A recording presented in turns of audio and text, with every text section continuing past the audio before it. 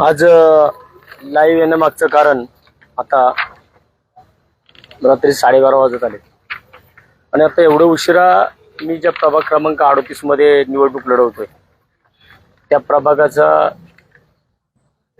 निकाल आत्ता पार पडला.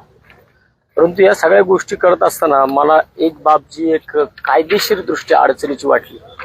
तर मी माझ्या कार्यकर्त्यांना आता सांगितले की आपल्या कुठल्याही परिस्थितीमध्ये शांततेच्या मार्गाने जे काय झालंय ते आम्ही निकाल तर स्वीकारलाय, ठीक आहे, परंतु हा निकाल स्वीकारत असताना ज्या काही गोष्टी माझ्या नजरेस आतमध्ये पडल्या, कारण मी सकाळपासून इकडे आहे, संपूर्ण निकाल प्रत्येक फेरी ज्या 10 फेऱ्या झाल्या त्या 10 फेऱ्या मी स्वतः आतमध्ये बसून आहे आणि या 10च्या 10 फेऱ्यांमध्ये अगदी शेवटच्या फेरीपर्यंत ज्या ज्या ठिकाणी कुठं कुठं काय काय प्रॉब्लेम होते त्या ठिकाणी पोरं मला बोलत होती, मी स्वतः तिकडे जात होतो आणि ह्या सगळ्या गोष्टी करते. ती लाईट बंद होणार नाही का? बस. तर हे सगळं करत असताना मी एक कागद काल रात्री, म्हणजे मला वाटतं सगळ्याच संपूर्ण प्रेसनेच तो कागद काल जाहीर केला होता. तो म्हणजे हा कागद येतो, हा प्रभाग क्रमांक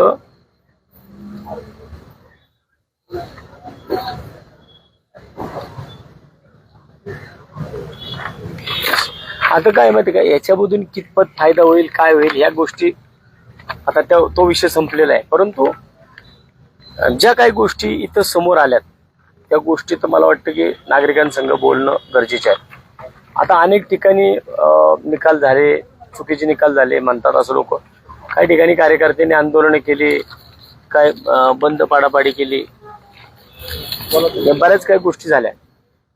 पण मी माझ्या कार्यकर्त्यांना सांगितले की आपल्याला कोणत्याही परिस्थितीमध्ये, मी स्वतः म्हणजे अनेक लोक घरात बसून निकाल बघतात, परंतु मी जागेवरती असतो. मी 15 वर्ष झालं, ज्या वेळेस निवडणूक होती त्यावेळेस मी आतमध्ये असतो, ज्यावेळेस काउंटिंग चालू असतं त्यावेळेस मी आतमध्येच असतो आणि आज सुद्धा मी नेहमीप्रमाणे काउंटिंग आतमध्ये होतो. माझ्यामध्ये आणि भारतीय जनता पार्टीच्या उमेदवारामध्ये अतिशय कमी अंतर राहिलं होतं. म्हणजे मला वाटतं की 4-5व्या नाही, नितीनला बोलव पुढे, 4-5व्या फेरीला मला साधारण 1000 मतांचं लीड होतं माझ्यावरती, 1000 मतांचं. आणि 5व्या-6व्या फेरीला ज्या टायमाला मतदान मोस्टली काउंटिंग चालू झालं त्या टायमाला हे 1000 मतांचं लीड तुटून मी पुढे लीड दिलं. कारण त्या टायमाला कात्रज संतोषनगर भाग जो माझा सच्चाई माता मंदिर परिसर आहे या परिसरातलं काउंटिंग चालू झालं होतं आणि त्या ठिकाणचं काउंटिंग चालू झालेलं असताना मला जे काही 1000-1100 मतांचे लीड होतं ते तुटलं आणि मी 1000-1100 मतांचे लीड तोडून मी 500 मतांचे लीड दिलं. जवळजवळ 584च्या आसपास मी लीड दिलं होतं. आणि त्याच्यानंतर ना जो काही पुढे प्रॉब्लेम झाला, 8व्या फेरीला माझ्याकडे फक्त ज्यावेळेस 7वी फेरी संपली त्या टायमाला माझ्यावरती फक्त 94 मतांचे लीड होतं, फक्त 94 मतांचं 7व्या फेरी अखेर. आणि 7व्या फेरी अखेर अचानकपणे 1 नंबरच्या मशीन पाशी संपूर्ण मशीन बंद पडलं. 1 नंबरच्या मशीनला मशीन बंद पडलं. मला तिकडे बोलवण्यात आलं, मला बोलून मला सांगितलं की साहेब हे मशीन बंद पडले. पोरांनी जागेवरती ऑब्जेक्शन घेतलं, आम्ही मशीन बदलू देणार नाही म्हणून. तर त्या संबंधित जे कोणी तिथं प्रांत होते, प्रांतात ना काय नाव त्यांचं, रांजणे साहेब, ते रांजणे साहेब स्वतः खाली आले आणि त्यांनी मला रिक्वेस्ट केली की थोडं तुम्ही मशीनला प्रॉब्लेम झालाय तर आम्हाला सिम बदलू देत. तर आता या टेक्निकली विषयामध्ये मला जायचं नव्हतं म्हणून मी त्या ठिकाणी त्यांना म्हणलं ठीक आहे करा. त्याच्यामध्ये सुद्धा पोरांनी विषय केला की सिम जर दुसऱ्या मशीनमध्ये टाकलं होतं नंबर तोच आला असता, पण नंबर तो येत नव्हता, नंबर हा वेगळा आला होता. आणि त्याच राऊंडला, म्हणजे ज्या राऊंडला मला फक्त 74 मतांचे लीड राहिलं होतं त्याच राऊंडला मला 740 मतांचे लीड पडलं 8व्या राऊंडला. आणि 9व्या राऊंडला पुन्हा एकदा तिथं आम्ही काउंटिंग केलं, त्याच्यामध्ये मला परत ते वाढून 1057 झालं टोटल लीड. आणि मग शेवटी परत माझं लीड बसलं आणि 1011 वरती ते लीड आलं. शेवटचा जो राऊंड झाला त्याच्यामध्ये मला मताधिक्य मिळालं आणि 1011 मतांचं शेवटी लीड राहिलं.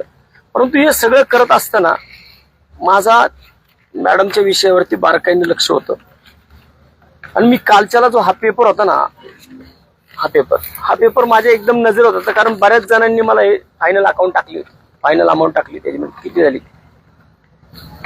ही जी काय फायनल आहे ही फायनल होती ना 79,826 असं हे मी कालच्याला पाहिलं होतं. मला हे स्वतः सहाय्यक आयुक्त मान्य बनगे मॅडम यांनी पाठवलेले हे पत्र आहे आणि हेच पत्र संपूर्ण पुणे शहरामध्ये प्रेस नोट म्हणून दिले गेले. आणि हे आता त्या मॅडम म्हणत होत्या की हे बदली होतं. असं कसं बदली होतं, कारण हे पत्र ऍड्रेस केले त्यांनी शहर निवडणूक अधिकारी तथा महापालिका आयुक्त पुणे महानगरपालिका, हे त्यांनी लीड केलेले आहे, त्यांना दिलेलं आहे. महापालिका आयुक्त हे मुख्य निवडणूक अधिकारी होते.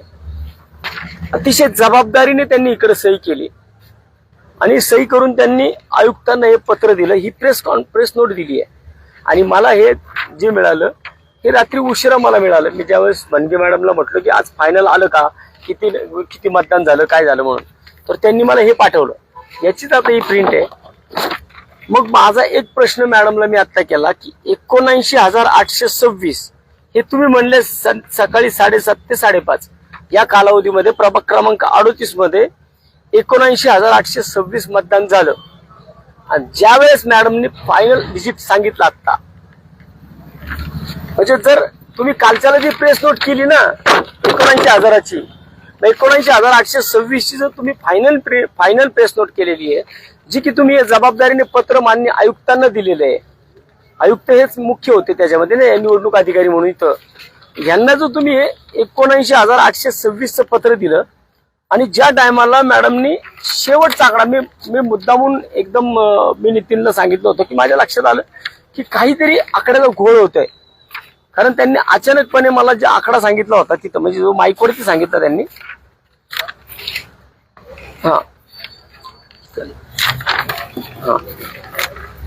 माझ्या अचानक लक्षात आलं की अरे मॅडमनी काहीतरी चुकीचा आकडा घेतला आता. कारण त्यांच्या प्रेस नोट मध्ये त्यांनी जे लिहिलं होतं 79,826 ही त्यांची प्रेस नोट होती, जी मी काल वारंवार पाहिली होती. त्यामुळे माझ्या डोक्यामधील आकडा होता की 79,000 समथिंग काहीतरी आहे. थोडं थांब रे, 79,826 असा काहीतरी आकडा आहे, एवढं मी काल मला वाचलं होतं अनेकदा. आणि अचानकपणे मॅडमने सांगितलं की फायनल आकडा 78,719 झाला. मी ते नितीनला लिहून गेले. आता काहीतरी यांनी वेगळं काहीतरी बोलले, आकडा जो सांगितला ना तो त्यांनी चुकीचं सांगितलं काहीतरी. जर कालच्याला प्रेस नोट 79,826 झाली तर मग आज फायनल आकडा त्याच्यामध्ये सुद्धा 78,719 कसा काय येतो? 1,035 मतं ही याच्यामध्ये वाढलेली दिसतात. तर मी 1,011 मतांनी पराभूत झालोय. जर मतदान कमी कसं झालं? तुम्ही जी प्रेस नोट दिलीये ती 79,826 ची दिली आहे कालच्याला. समजा आम्ही असं समजू शकतो की संध्याकाळी 5:30 नंतरनं मतदान वाढलं. आता तो नंतरचा टेक्निकली विषय की 16% कसं काय वाढलं, काय वाढलं, कारण शेवटच्या 2 तासामध्ये मतदान एकदम 16% वाढलं. एकदम 16% जर मतदान वाढलं तर तो नंतर टेक्निकली बाब आहे, काय केलं काय नाही केलं मला त्याच्यात जायचं नाही. परंतु जर तुम्ही 79,826 हा आकडा काल फायनल कमिशनरांनी दिलाय, आयुक्तांना पत्र दिलंय, मग तो आता तुम्ही बोलताना 78,719 कसं काय होतो? आणि तो त्यांनी लिखित स्वरूपात दिलाय मला. आणि त्याच्यामध्ये एक विषय अजूनही होतो. याच प्रभागामध्ये 36 खालचा कागद. आता याच प्रभागामध्ये जिथं आमचा निकाल होता त्या ठिकाणी 3 प्रभागांचे निकाल होते. तर 3 प्रभागांच्या निकालामध्ये प्रभाग क्रमांक 36 फायनल सांगा मला त्यातला आकडा. प्रभाग क्रमांक 36 प्रभाग क्रमांक 36 याच्यामध्ये त्यांनी जो कालच्याला प्रेस केली होती ही तीन प्रभागांची प्रेस आहे. परत एकदा सांगतो, 3 प्रभागांची प्रेस आहे, 36, 37 आणि 38. या प्रभाग क्रमांक 36 मध्ये जर त्यांनी आकडेवारी दिली आहे एकूण 44,264 किती 44,264 ही आकडेवारी त्यांनी दिलेली आहे. आणि या ठिकाणी याच प्रभाग क्रमांक 36 मध्ये 44,344. प्रेसला तुम्ही देता 44,264 आणि इथं वाढवून आकडा येतो 44,344. बरं, तो काय 150 मतांचा फरक आहे. पण त्याच्यानंतर प्रभाग क्रमांक 37, प्रभाग क्रमांक 37 मध्ये 37,427, 37,427 हा आकडा त्यांनी फायनल दिलाय प्रेस नोटला. आणि या ठिकाणी 37,508 हा आकडा आलाय त्यांचा आता. म्हणजे हा 100-150चा फरक आहे 37, 36 आणि 37 मध्ये. पण माझ्या प्रभागामध्ये हा 1,035 मतांचा फरक कसा काय झाला, कमी झाला. म्हणजे इथं मतदान वाढलंय, या दोन ठिकाणी मतदान वाढलंय 150-200 पण माझ्या इथं मतदान 1,035 मतांनी कमी झालंय. की आम्हाला गणितच कळालं नाही की मतदान कमी कसं काय होतं. कारण 5:30 नंतर जर तुम्ही सांगितलं 5:30 पर्यंतची आकडेवारी आहे, ही आकडेवारी जर 5:30 पर्यंतची असेल तर ती नंतर वाढली पाहिजे ना. पण ती वाढणार न वाढता ती तुम्ही अशा प्रकारे त्याची प्रेस नोट केली.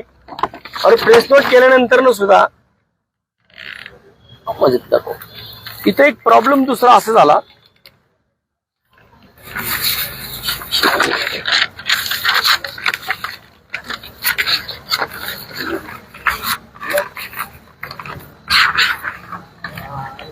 हा आता याच्यामध्ये ज्या वेळेस 7 नंबरचा राऊंड चालू होता, 8वा राऊंड चालू झाला, 8वा राऊंड चालू झाला त्या टायमाला मला फक्त 94 मतांचं लीड राहिलं होतं, फक्त 94 मतांचं. अजून 9वा आणि 10वा हे 2 राऊंड, 8वा 9वा 10वा 3 राऊंड शिल्लक राहिले होते. म्हणजे 7व्या राऊंड पर्यंत मला फक्त 94 मतांचे लीड राहिलेलं होतं. आणि ही त्यांची आकडेवारी आहे, ही माझी नाहीये. ही 94 मतांची आकडेवारी ही निवडणूक आयोगाची आहे, ज्या तिथं आरो मॅडम होत्या त्यांची आहे की मला फक्त 94 मतं कमी पडली होती 7व्या. 8वीला ज्या टायमाला तिथं मला त्यांनी त्या प्रांतांनी बोलवलं की हे प्रॉब्लेम झालाय, इथं मशीन बंद पडली आहे, त्यामुळं तुम्हाला ह्याला दुसऱ्याच सिम टाकावं लागेल. आणि बरोबर त्याच राऊंडला तो राऊंड संपूर्ण थांबवण्यात आला होता, एक नंबरचाच इथं गोळ झाला होता म्हणून. तर त्याच्यानंतर बरोबर मला त्या राऊंडला 8व्या राऊंडला मला 740 मतांचं लीड पडलं. एवढं लीड मला अख्ख्या ह्याच्यात कुठंच पडलं नव्हतं. 740 मतांचं लीड मला एका राऊंड मध्ये कुठंच पडलं नव्हतं.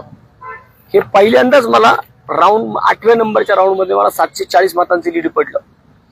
त्याच्यानंतर ते लीड दुसऱ्या राऊंडला पण अजून वाढलं, 350 मतांनी ते लीड वाढलं, तर ते 1057 झालं 9 राऊंड पर्यंत. आणि 10व्या राऊंडला जेव्हा जो फायनल राऊंड होता, त्या फायनल राऊंड मध्ये मी पुन्हा एकदा जवळजवळ 50 ते 60 मतांनी ना 45 मतांनी मी परत आघाडीवरती गेलो.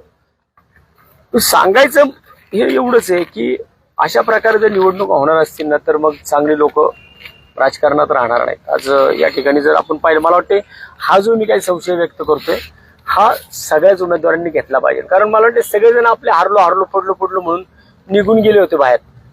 लीड पण तशाच प्रकारचं होतं प्रत्येकाला, पण माझं तसं नव्हतं. माझ्या जनतेवरती पूर्णपणे विश्वास होता. मला माहिती होतं की मी मशीन सुद्धा हरवू शकतो. परंतु शेवटी मशीननीच घात केला आणि शेवटच्या 8व्या 9व्या 10व्या या राऊंड मधल्या मशीन बंद पडल्या. आणि 2 मशीन त्याच्यामध्ये एक नंबरच्या ह्याच्यावरती आणि एक 4 नंबरच्या ह्याच्यावरती ज्या 2 मशीन होत्या त्या 2 मशीन बंद पडल्या. आणि डायरेक्टली या मशीन बंद पडल्यानंतर त्या मशीन मधलं सिम काढून दुसऱ्या मशीन मध्ये टाकलं आणि त्या मशीन चालू केल्या. त्यामुळे हा सगळा घोळ झालाय. माझा फक्त निवडणूक आयोगाला आणि आयुक्तांना असेल किंवा समथिंग अजून जे कोणी असतील त्या सगळ्यांनाच माझा प्रश्न आहे की सगळ्या उमेदवारांनी ह्या गोष्टीकडे नीट पाहिलं पाहिजे. कारण एखाद्याचं आयुष्य 5 वर्षांनी मागे जातं, बाकी काही नाही. कारण एक तर पहिली 4 वर्ष बिना निवडणुकीची काढली होती, तरी सुद्धा काम करत होतो आम्ही. आणि आज जे काही झालं, ज्या गोष्टी झाल्या त्या आम्ही स्वीकारल्या. असंच सुद्धा काही कुणाच्या चुका झाल्या असतील, गाववाल्यांच्या चुका झाल्या असतील, त्याच्यामधून 2-3 उमेदवार एका ठिकाणचे आले, 50,000 मतं तिघांमध्ये विभागली गेली, म्हणून या सगळ्या गोष्टी. पण ही जी काय आकडेवारी आहे ना, ती आकडेवारी घातक की 1035 मतं माझी कमी होतात एका राऊंडमध्ये. सगळ्या राऊंडमध्ये मिळून 1035 मतं कालच्या प्रेस नोटमध्ये कमी होतात आणि 1011 मतांनी बरोबर माझा पराभव होतो. हे कुठेतरी मनाला चटका लावणारा विषय. म्हणून म्हटलं की मी आतापर्यंत सगळ्या गोष्टी तुमच्या संग शेअर करत आलो, या पण गोष्टी शेअर केल्या पाहिजे. आता याच्यामध्ये मला जो काही कायदेशीर बाबी ज्या करायच्या ते मी आता इथून पुढे एखादा कायदेशीर सल्लागार घेऊन त्याच्यामध्ये जे काही मला करायचं असेल निवडणूक आयोगाच्या विरोधामध्ये, आयुक्तांच्या विरोधामध्ये मी ते करेल. परंतु माझी सगळ्याच कार्यकर्त्यांना एक हात जोडून विनंती आहे, कृपया कुणी इतर ठिकाणी ज्या गोष्टी झाल्या त्या गोष्टी कुणी करू नये, कुणी त्या भानगडीत पडू नये. जे जिंकले ते जिंकले. आपण पराभव हा ईव्हीएमनी केलेला आहे, आपला पराभव असा होऊ शकत नाही. कारण 1011 मतं आणि 1035 मतं हे जे काही प्रॉब्लेम आहे ना, हा 1035 मतं मला बरोबर माझी कमी होतात सगळ्या मशीनमधली आणि 1011 मतांनी माझा पराभव होतो. आणि शेवटी या सगळ्या गोष्टी आयुष्यामध्ये चालत असतात. पण ठीक आहे, आपण जे काही आपली कायदेशीर लढाई असेल ते आपण पुढं लढूयात. पण मला जो काही मला विश्वास इथे मिळाला ना की आज 20,000-21,000 मतं मला पडली. जोक नाहीये की सत्ताधाऱ्यांच्या विरोधामध्ये 21,000 मतं. मला मागच्या टर्मला 12,500-13,000 मतं होती आणि आता मला या ठिकाणी 21,000 लोकांनी माझ्यावरती विश्वास ठेवला आहे. तेव्हा 21,000 मतं ही काय 21,000 लोकांचे आशीर्वाद हे काय कमी नाहीये. आणि हा दुसरा एक विषय राहतो त्यामध्ये बरोबर. आता एक टेक्निकली बाबा अजून आहे बघा की आम्ही तू कुठे लिहिलं आम्ही कुठलं नाही का 4 त्यांनी लिहून घेतले तू लिहून घेतलेलं ते नाही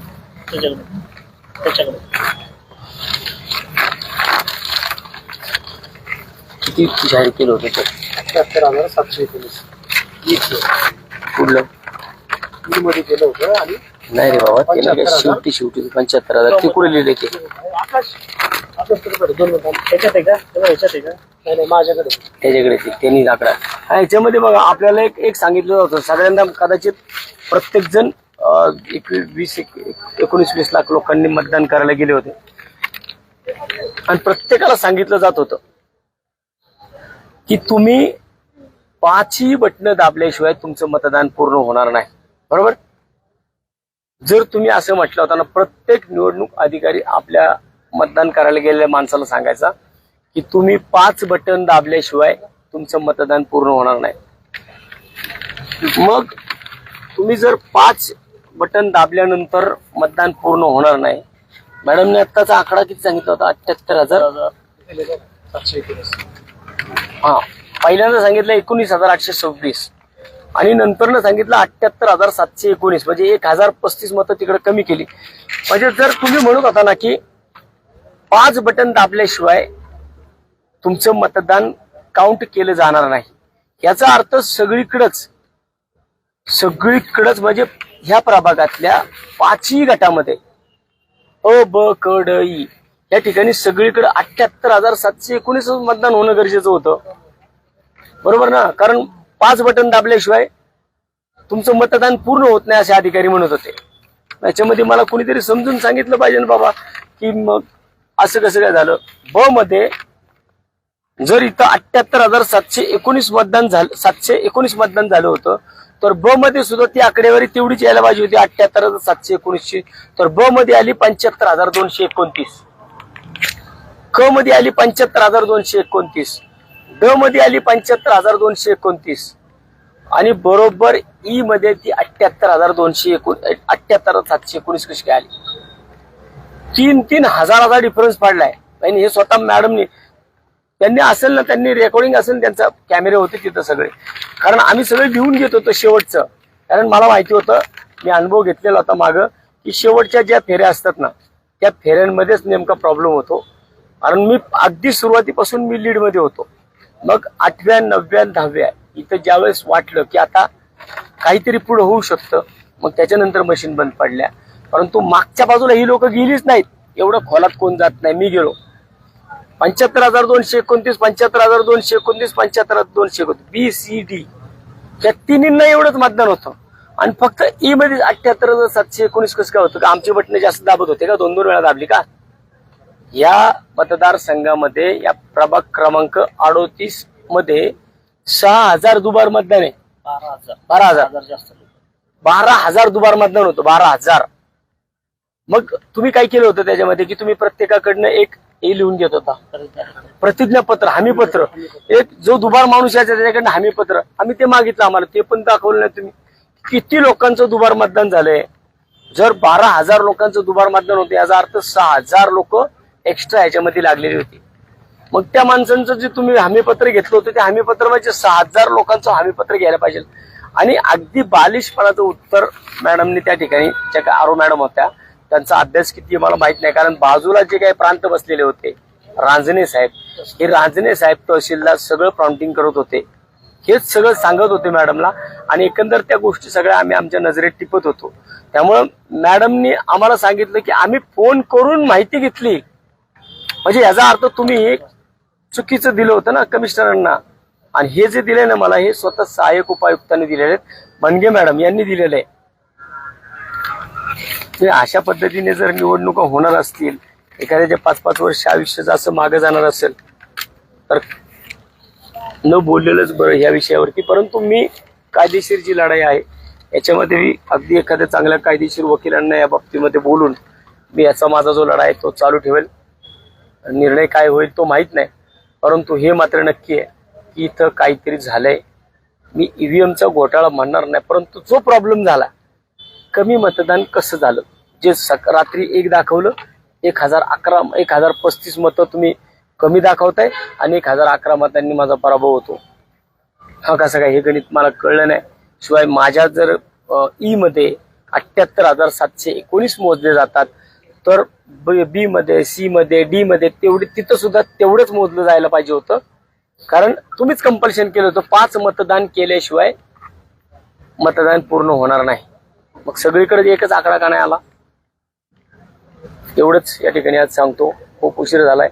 तुम्ही सर्वांनी जो काही मला सहकार्य केलं, माझ्या पाठीशी राहिलात, मला या मतदारसंघामधील सुद्धा लोकांनी खूप मोठ्या प्रमाणात सहकार्य केलं, त्याबद्दल सगळ्यांचं मनापासून आभार व्यक्त करतो. आणि सगळ्यांना मी एक विनंती करतो, कोणीही मनाला वाईट वाटून घेऊ नका, मनाला लावून घेऊ नका. जे झाले ते आता स्वीकारायचं. पुढची जी लढाई आहे ती आपण लढूयात. बाकी काळजी करू नका. वसंत मोरेला कुठले नगरसेवक पद असण्याची गरज नाहीये. वसंत मोरे हा 4 वर्ष नगरसेवक पद नव्हतं तरी सुद्धा तुमच्यासाठी उभा होता. भविष्यात सुद्धा काही असू द्या, कुणी असू द्या, कुणाची माय व्यालेली नाहीये की तो आपल्यापर्यंत येईल. जर आलंच काय तसं तर आपण त्याला त्या पद्धतीने तोंड देऊ. आत्ता म्हणून मी कुणालाही सांगितलं, कुणी काही करायचं, जे शहरामध्ये झाले ते आपल्याला नकोय. आपल्याला त्या भानगडीत पडायचं नाही. आपल्याला कायदेशीर ज्या गोष्टी करता येतील त्या 100% आपण कायदेशीर गोष्टी करू. एवढे त्या ठिकाणी सांगतो. थांबतो. धन्यवाद.